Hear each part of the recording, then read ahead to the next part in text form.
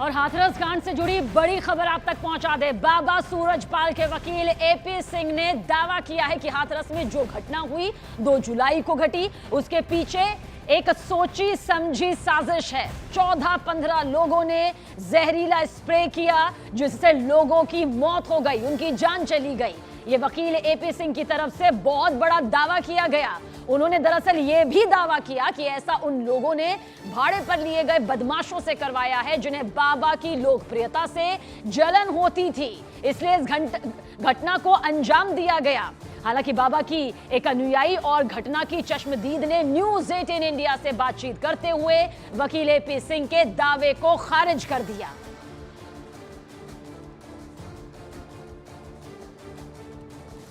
और पहले आपको सुनवाते हैं कि बाबा के वकील ने आखिर क्या कुछ दावा किया जो नक्शा दिखाकर साजिश के दावे कर रहे हैं। बातचीत करने के लिए वकील एपी सिंह हैं। सर, क्या कहना चाहेंगे? क्या आप बड़ा दावा आप कर रहे हैं ये बहुत इस घटना को लेकर? बड़ा दावा नहीं, ये गंभीर जांच का विषय है और उसके साथ दावा भी है। जो मैंने कहा था आप लोगों से और आप लोगों से हेल्प मांगी थी हमने कि उस आधार पर हमारे मोबाइल नंबर, हमारे पेज और उस पर दे दें। लोगों ने बात की, भेजा है, बताया है और जिसमें ये साफ तौर पर पता चला है कि ये इस तरह से आप देखिए, ये हमारा वो नक्शा है, वो साइट प्लान है जो परमिशन के समय लगाया गया, जो डीएम, एडीएम, पुलिस और सबको एसपी को परमिशन के लिए लगाया गया। वो है इधर से एटा मार्ग जाता है, इधर और इधर अलीगढ़, इधर से आते हैं और इधर जाते हैं। ये पंडाल था, यहाँ पर घटना हुई है, ये घटना स्थल है। यहाँ रोड पर वाहन खड़े हुए थे इनके जाने के लिए, एटा मार्ग के लिए यहाँ पे वाहन खड़े हुए थे और यहाँ पर महिलाओं की तरफ 14, 15, 16 के करीब लोग इस तरह से रहे थे, हट्टे कट्ठे थे, मजबूत थे, क्योंकि एक टीम बना के किया गया कि कोई कमज़ोर नहीं था उनमें। मैं बराबर कह रहा हूँ, कमज़ोर नहीं, बिल्कुल हष्ट पुष्ट थे। और उन्होंने इधर से एक क्रम के साथ बना के स्प्रे लेके, इस तरह से स्प्रे को, जो कि पानी की बोतल की तरह लगता था, फ्लास्क की तरह लगता था, लोगों को सहज आसानी से विश्वास नहीं हो पाता था, तो ऐसे दबा के वो तेजी से अपने बचने के लिए तो भागते चले गए, रुके नहीं, बिल्कुल भागते चले गए। और इसी में भगदड़ भी थी, कुछ लोग इसमें भी गिरे हैं, लेकिन उनका मतलब था इतनी अधिक मौतों को प्लान के साथ, 1 को गिराना नहीं था, 2 को गिराना नहीं था, 4 को गिराना नहीं था। ये स्प्रे लेके, जहरीली पॉइजनिक स्प्रे लेके जो ऐसे करके किया गया था, जिससे इतनी जघन्य मौतें हुई हैं। और ये हमने डॉक्टर से भी वहाँ बात की, तो एकदम सांस रुकने से मौत हुई। किसी की इंजरी, चोट थी, बाई चांस किसी की चोट थी, पैर टूटा था, हाथ थी, लेकिन वो इतनी चोट नहीं थी, वो ऐसी मृत्यु का कारण नहीं था, कोई ऐसा ब्लड ओजिंग नहीं निकला, कोई ऐसे कटा नहीं शरीर का था, लेकिन सीधे सीधे शरीर पूरे, अंतिम संस्कार के लोगों ने फोटो भेजे हैं, सीधे सीधे पूरे शरीर थे, हष्ट-पुष्ट महिलाएं थी, मजबूत महिलाएं थी, ग्रामीण परिवेश की महिलाएं थी। कौन लोग थे सर ये और इसके पीछे मकसद क्या है? अब जो इसे हत्या के कुछ धार्मिक संगठन भी हो सकते हैं, जो नारायण साकार हरि की, मानव मंगल मिलन सद्भावना समागम की लोकप्रियता से जो बात कर रहे हैं, 3-4 करोड़ संगत हो, इतने आश्रम हैं, इतने यहाँ पॉपुलरिटी है, लोकप्रियता है, इससे ईर्ष्या करने वाले का भी प्लान हो सकता है। क्योंकि केवल जलन और ईर्ष्या का मतलब नहीं था, ये जघन्य मौतों का प्रकरण था जिसमें बहुत ही मौतें हुई हैं और वो सब कुछ सामने है। तो इस तरह उन लोगों को तो प्रयोग किया गया, वो हायर करके लाए गए, उनका किसी से जो थे, या तो लड़ाई का जर जोरू जमीन की लड़ाई होती है किसी भी घटना के पीछे, ऐसा कुछ नहीं था। देखिए, वहीं एक चश्मदीद के वकील ने इन दावों को सिरे से खारिज कर दिया। हालांकि वो ये भी जरूर कह रही हैं कि बाबा 20 मिनट पहले ही वहां से निकल चुके थे और भगदड़ वाली घटना से उनका कोई लेना देना नहीं है। 2 जुलाई को हाथरस के उस सत्संग में किरण भी मौजूद थी और न्यूज़ 18 इंडिया पर किरण से हम पूछते हैं, क्योंकि किरण जब वहाँ पर मौके पर मौजूद थी तो भगदड़ हुई थी। किरण, ये बताइए कि बाबा के वकील की तरफ से कहा गया कि वहाँ पर स्प्रे किया जा रहा था, बेहोश हो जाएंगी महिलाएं और उसके बाद जो है वो गिरते पड़ती चली गई। नहीं सर, ये गलत है। वहाँ पर कोई स्प्रे करने वाला नहीं था। वहाँ पर सारे लोग अपने बचाने की कोशिश कर रहे थे, वहाँ कोई स्प्रे करने वाला नहीं था। हमने उनके नज़दीक से देखा, जहाँ पर गड्ढे में लाश पड़ी थी, वहाँ से देखा, वहाँ पर कोई स्प्रे नहीं थी। नहीं, आप जब लोग वहाँ पर जो लोग भाग रहे थे, उनका कहना था कि जब लोग भाग रहे थे तो उस वक्त 15 लोगों के आसपास थे, उनमें से 6-7 लोग स्प्रे कर रहे थे जिससे बेहोशी कर रही जाती है, बेहोश हो जा रही थी महिलाएं, ऐसा था क्या? नहीं सर, सब औरतें तरा ऊपर ऐसे लग रहा था मतलब सेट कर देंगे, किसी ने सेट हो गई थी। हम तो जब गड्ढे और वहाँ पर थोड़ी सी जगह थी जो ट्रक के पास में निकल गई थी कि निकलने की कोशिश कर रही थी, उस वजह से वो गड्ढे में सारी जा पड़ी। उसमें प्रभु की कोई गलती नहीं है। कुछ लोग आपने लड़के वगैरह देखे, क्योंकि आप वहीं पर थे, चश्मदीद थी, तो कोई किसी को करते, क्योंकि स्प्रे को लेकर आज एक नया बयान आया है उनकी तरफ। नहीं सर, ना को तो वहाँ पर कोई किसी की चीज़ खींच रहा था और ना ही किसी ने स्प्रे की। जो औरतें गड्ढे में गिरी हैं उनके ऊपर जो ट्रक पर लड़के खड़े थे हाफ नेकर वाले, वो बहुत जोर जोर से शोरगुल कर रहे थे, हल्ला कर रहे थे बहुत जोर से। जब प्रभु की गाड़ी गई उसके बाद बहुत हल्ला कर रहे थे। जब औरतें गिरी हैं तो उनके ऊपर ट्रक पे थे कूदे हैं। अब ये नहीं पता उन्हें बचाने के लिए कूदे हैं या फिर उन्हें मारने के लिए कूदे हैं। बचाने के लिए कूदे हो सकते हैं। बचाने के लिए कूदते सर, तो वो सीधे खेत में भाग के नहीं जाते। उसके पास खेत था गड्ढे के पास, सीधे ही खेत में भाग गए। वो थे 20-25 लोग। ये बताइए कि जिस वक्त ये सारा घटनाक्रम हो रहा था, बाबा जी कितनी देर पहले चले गए थे? बाबा जी चले गए थे 20 मिनट बाद अचानक होने लगा ये। 20 मिनट बाद? हाँ। आप कहाँ पर थी वहाँ पर? हम वहाँ से थोड़ी दूर थे, जहाँ पर थोड़ी दूर थे हम। वहाँ से सब हाथ से थे। जब हम ढूंढने के लिए अपने भाई को भागे, कई भाई लोगों से हमने फ़ोन लिया, भाई ने फ़ोन करना है, तो वहाँ के नेटवर्क नहीं थे। ये बात तो सच है कि नेटवर्क किसी के फ़ोन में नहीं आ रहे थे। हमने कहीं 10 लोगों से मदद मांगी। जब हम वहाँ पर ढूंढने गए तो मेरा भाई डेड बॉडी निकाल रहा था वहाँ से। अच्छा। लाश निकाल रहा था वहाँ से। अगर करंट होता या फिर कोई नशे की स्प्रे होती तो उसे भी नुकसान आता कि नहीं आता। उसने कम से कम 10-15 लाश निकाली वहाँ से, सारा लिस्ट गया था। मेरा बच्चा भी है, छोटा सा था, उसके साथ ही था, उसको भी करंट आता या फिर स्प्रे का उसको भी नशा होता। ये कुछ नहीं था। कुछ ऐसी कोई महक वगैरह भी नहीं सुना? कुछ भी नहीं थी सर। हम गड्ढे के पास गए थे क्योंकि हमने देखा था वहाँ से वो जो सेवादास था झोले में सामान रख रहा था, वहाँ से उठा कर कह रहा था जिसका होगा उसे थाने में जाकर उसे ले आए। और देखिए, हाथरस कांड में एक ऐसी बात सामने आई है, एक ऐसी बात पता चली है जिसने जांच करने वालों के होश फाख्ता कर दिए। दरअसल जांच आयोग को भगदड़ कांड में कई वीडियोस मिले हैं और भगदड़ के पीछे एक खतरनाक छिड़काव की बात भी सामने आई। दरअसल आश्रम से सुबह से लेकर आधी रात तक बाबा आखिर यहां पर क्या करता था, उसके राजदार ने बहुत अंदर की बात कुछ इस तरह से उगल दी है।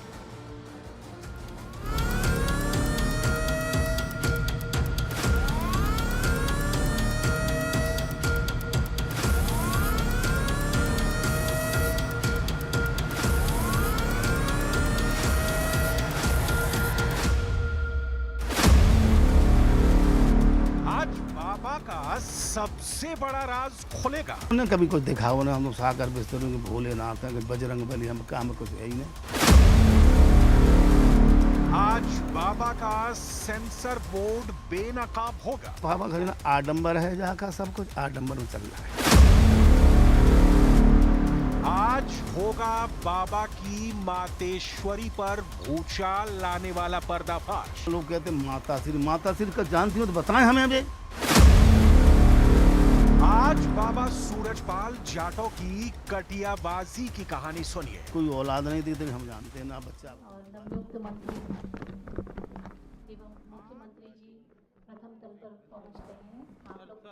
बनती थी खीर।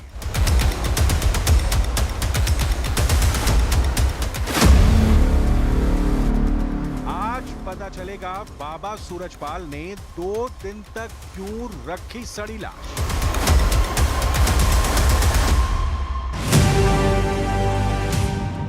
बाबा सूरजपाल जाटव शातिर दिमाग है। बाबा हर कदम फूक फूक कर रखता है। बाबा नपा तुला बोलता है। बाबा दाहिने हाथ से क्या करना है ये उसके बाएं हाथ को भी पता नहीं होता। बाबा ने अपनी एक ऐसी दुनिया बना रखी है जहां का बिग बॉस सिर्फ और सिर्फ वो है। मतलब ये कि आंखों पर रंगीन गॉगल चढ़ाकर बाबा सबको देखता है, लेकिन वो क्या करता है इसकी भनक किसी को ना लगे, इसका पूरा इंतजाम वो पहले से ही कर लेता है। मगर बाबा की पर्देदारी, उसके पहरेदारों की निगरानी कुछ भी अब उसके काम नहीं आ रही है। बाबा की पोल खुलती जा रही है, इस कदर खुलती जा रही है जिसकी उसने कभी कल्पना नहीं की थी। बाबा के नए कांड की दंग कर देने वाली कथा शुरू करें उससे पहले इस तस्वीर को देखिए। ये बाबा के आश्रम की इनसाइड सत्संग की तस्वीर बताई जाती है, जहां बाबा अपने असल अवतार में हैं। यहाँ बाबा के आसपास सिर्फ महिलाएं हैं। बाबा झूले पर विराजमान है। बाबा की वेशभूषा और रंगीन चश्मा भी बरकरार है। बाबा को पाखंडी मानने वाले लोगों का दावा है कि इसी तरह झूले पर बैठकर महिला भक्तों पर वो डोरे डालता था। बाबा के लेडीज स्पेशल सत्संग में किसी भी पुरुष भक्त की एंट्री की मनाही थी। ऐसे सत्संग की एक भी तस्वीर पब्लिक डोमेन में ना जाए, इसके लिए बाबा ने बाकायदा सेंसर बोर्ड बना रखा था। इस सेंसर बोर्ड की डिटेल आगे दिखाएंगे। अभी ये जानिए कि ढोंगी बाबा की कुछ महिला भक्तों ने ही उसके राज से पर्दा उठाया है। महिला भक्तों ने बाबा की महिमा मंडन करने के लिए ऐसी कई तस्वीरें सोशल मीडिया पर पोस्ट कर दी। हाथरस हादसे के बाद ऐसी तस्वीरों पर सबकी नजर पड़ रही है। बाबा के ढोंग पर जो दावा किया जा रहा है उसके मुताबिक सूरजपाल जाटव ने सिर्फ भगवानों के नाम ही नहीं रखे, बल्कि ये स्वांग रचाने के लिए कभी विष्णु अवतार धरता था, कभी बाबा खुद को भगवान भोलेनाथ बताता था, कभी इस ढोंगी ने खुद को बजरंग बली कहने के लिए भक्तों को मजबूर किया, कभी सूरजपाल जाटव कृष्ण का रूप धरकर जबरन महिला भक्तों संग रास रचाता था। लेकिन उसके इस ढोंग की तस्वीरें कभी रिकॉर्ड नहीं की जाती थी। बाबा का सेंसर बोर्ड इस ढोंग की तस्वीरें और वीडियो को फौरन अपने कब्जे में ले लेता। मगर बाबा भगदड़ कांड के बाद से कुख्यात हो गया। बाबा की एक एक तस्वीर की स्कैनिंग शुरू हो गई, जिससे बाबा का पाखंड तार तार हो रहा है।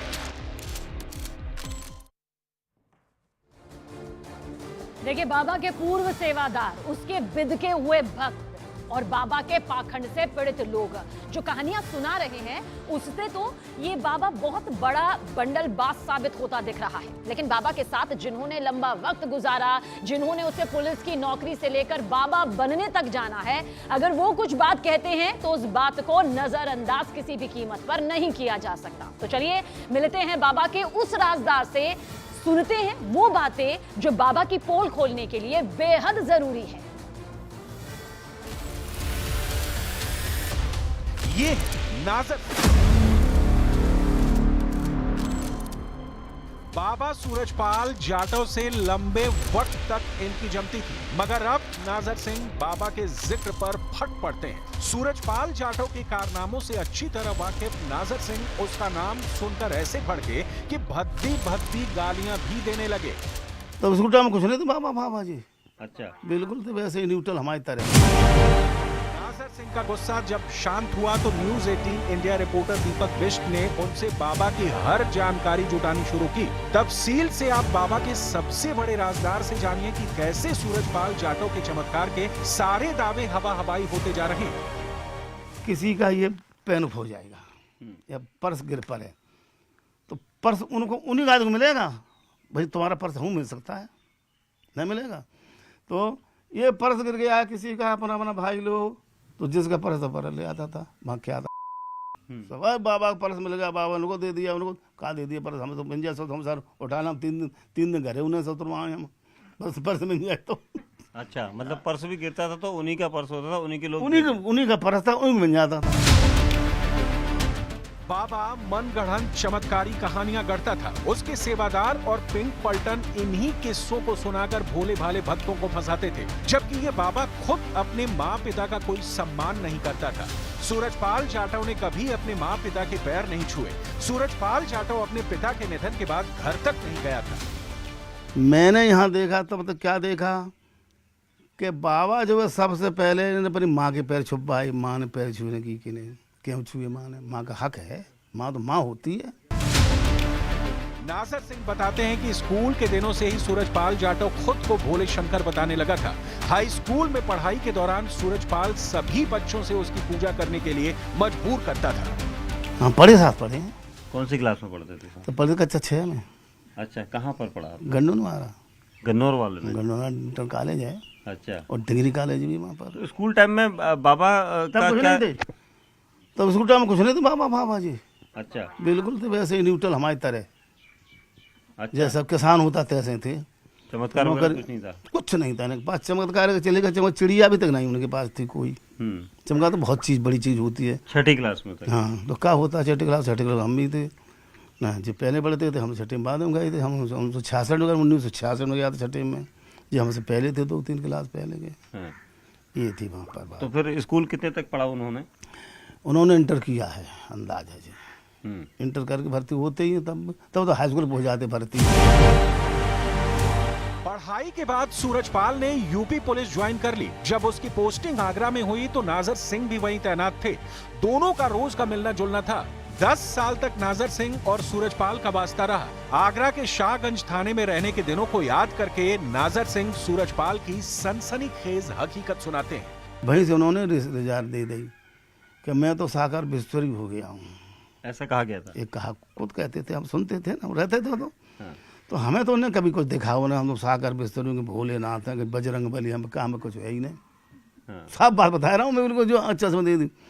फिर जहाँ आता था मैं तो यहाँ भी पूछताछ करता था लोगों से क्या हो रहा है, देखो जो बताए थे ये सभी औरतें लोनियाँ नाचती थी यहाँ पे। साहब कह रहा हूँ जो बाबा कह रहा है कर ले। लोनियाँ नाचती थी, लोनियाँ की सेवा करती, लोनियाँ की बार फार काटती थी। यहीं की बात कर रहा हूँ, जैसे अंदर का वो ताम है।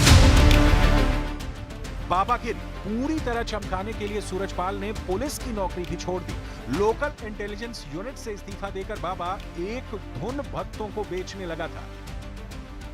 आप इतना बड़ा आश्रम आपके घर के पास में है, आप इतने सालों से उनके साथ नौकरी भी करे हुए हैं, पढ़े भी हैं, तो आप जाते हैं वहां पर चमत्कार? मैं आज तक मैं तभी गया था जब सुना था, तभी रोनियों फोनियों नाचो करती तो गीत सुनो करते, जब अच्छी धुन बजी तो देखे हम वो धुन सुनने जा करते हम वहाँ पे पढ़ते थे। हम जाते थे आप? धुन सुनने के लिए जब पढ़ते थे? हाँ तब पढ़ नहीं, हाँ ना, तब नौकरी करता था ना। हाँ। तब धुन सुन, हम धुन तो बहुत अच्छी बज रही, क्या बात, कहाँ के कलाकार यहाँ में आए हैं। कलाकार को भी लोनी आती भाई वहीं की।